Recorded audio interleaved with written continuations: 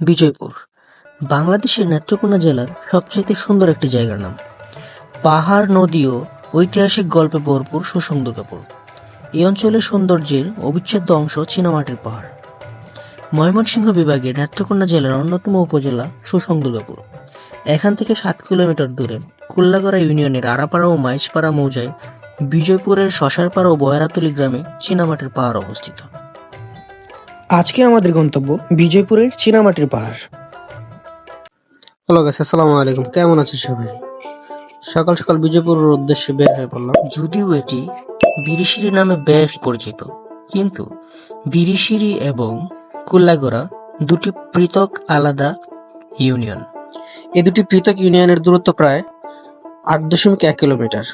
সুষম দুর্গাপুরের মূল আকর্ষণ বিজয়পুর চীনামাটির পাহাড়, যার বুক চিরে জেগে উঠেছে নীলচে সবুজ পানির হ্রদ, ছোট ছোট পাহাড় আর রং মাখানো সুন্দর লেক, যা আপনার মন কেড়ে নেবে নিমিষেই। আর সাথে সাথে দেখতে পারবেন রানীগঞ্জ মিশন এবং পাহাড় থেকে বয়ে আসা সোমেশ্বর নদী, গারো পাহাড় এবং বেশ কিছু দর্শনীয় স্থান। তো চলুন একদিনে ঘুরে আসি চীনামাটির পাহাড় খ্যাত সুষম দুর্গাপুরের বিজয়পুরে। শ্বেতশুভ্র চীনামাটির পাহাড়ের পাদদেশ দিয়ে বয়ে গেছে অপরূপ নীলের উৎস সোমেশ্বরী নদী, যা দীর্ঘদিন বালুদস্যুদের দ্বারা জিম্মি ছিল। যদিও বর্তমানে নদীটি দখলদার মুক্ত হয়ে তার পুরনো যৌবন ফিরে পেয়েছে, নদীতে ফিরে এসেছে স্বচ্ছ শুভ্র জলধারা। সোমেশ্বরীতে প্রবেশ করে আপনি দেখতে পাবেন স্বচ্ছ জলধারার উপর নির্মিত মনোমুগ্ধকর একটি বাঁশের ব্রিজ। বর্ষাকালে পারাপারের জন্য আপনি পাবেন নৌকা।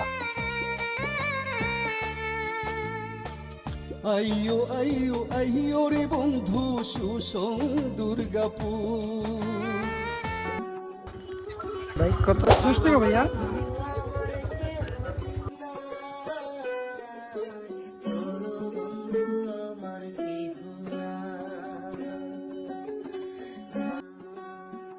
টুল দিয়ে শিবগঞ্জের দিকে রওনা করলাম। আমার উদ্দেশ্য শিবগঞ্জ, ডাকুমারা, কামারখালী হয়ে সোজা চীনামাটির পাহাড়।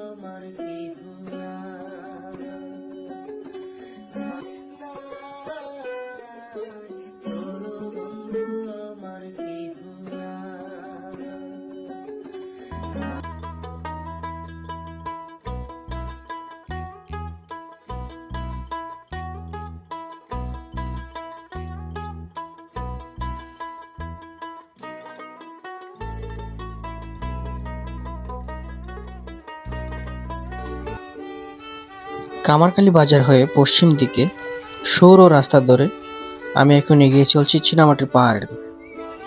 শুনশান রাস্তা, খুব সুন্দর পরিবেশ। রাস্তার দুই পাশেই রয়েছে সবুজ শ্যামলে ফসলের জমি, আর যত দূরে চোখ যাচ্ছে বেশি উঠছে ছোট ছোট পাহাড়ের হাতছানি।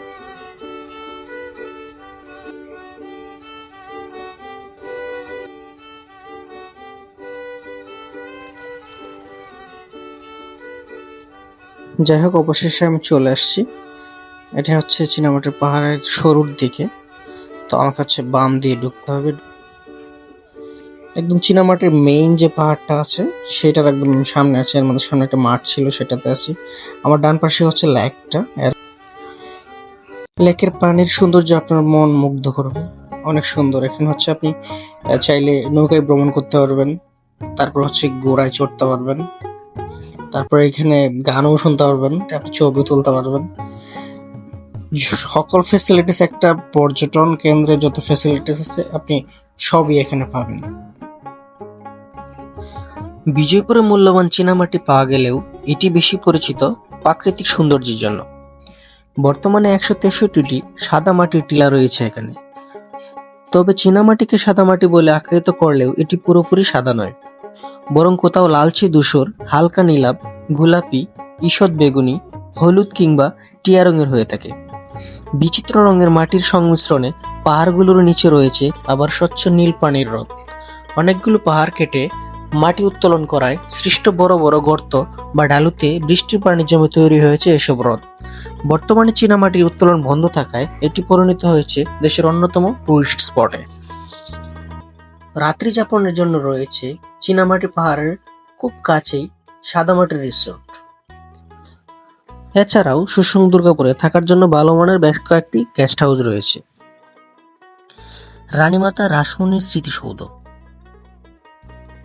রাসমণি হাজং ছিলেন টঙ্ক ও কৃষক আন্দোলনের অন্যতম নেতা।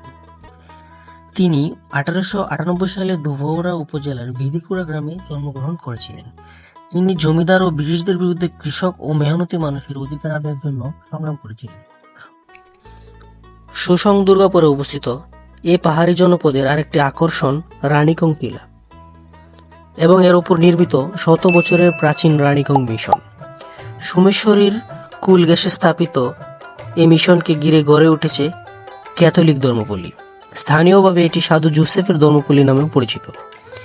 ভারত সীমান্ত ঘেঁষে নান্দনিক কারুকার্যে নির্মিত ক্যাথলিক মিশন একটি দর্শনীয় স্থান।